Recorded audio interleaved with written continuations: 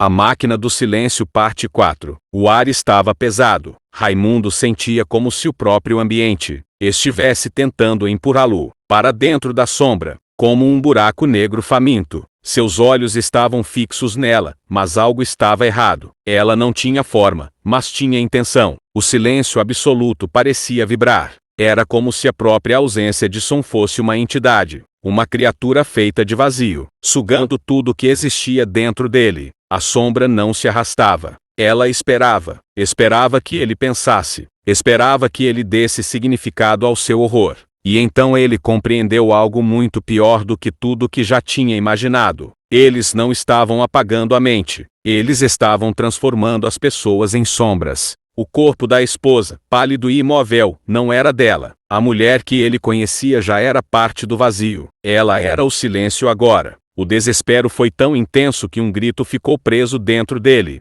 sufocado na garganta como um animal morrendo. Sua mente lutava para segurar a própria identidade, como se estivesse se segurando à beira de um abismo. Ele tentou se lembrar do próprio nome, mas só veio o silêncio. A sombra avançou. Seu corpo começou a formigar, os dedos dormentes. Ele sentiu algo sendo arrancado de dentro de si, não fisicamente, mas algo mais profundo. Uma memória, uma sensação, uma parte dele. Lutou para se lembrar da voz da mãe. Nada. Tentou se lembrar da infância. Nada. A sombra crescia. Agora ele percebia o que acontecia com aqueles que não fugiam a tempo. Não era a morte que esperava no fim do silêncio. Era a não existência. A sombra se alimentava do que fazia alguém ser alguém. E ele estava afundando. Seus pensamentos vinham lentos, como se fossem poeira flutuando num quarto escuro. Logo, ele não pensaria mais. Logo, ele seria apenas uma ausência. Então, algo aconteceu. No último fragmento de sua mente, uma única memória brilhou.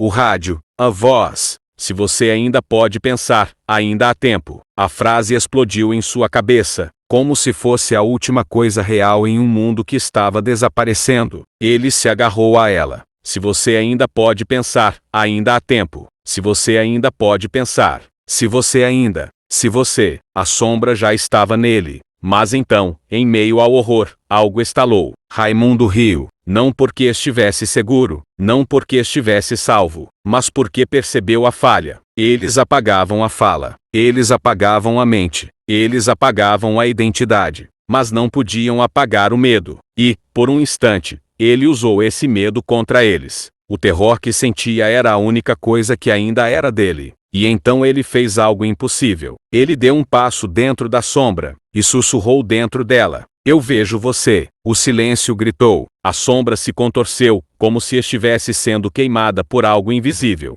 O vazio vibrava, estalava, tentando sufocá-lo, mas agora ele era parte disso. Agora ele também existia no silêncio. E, dentro dele, ouviu outros sussurros. Nos tire daqui. Eu ainda posso pensar.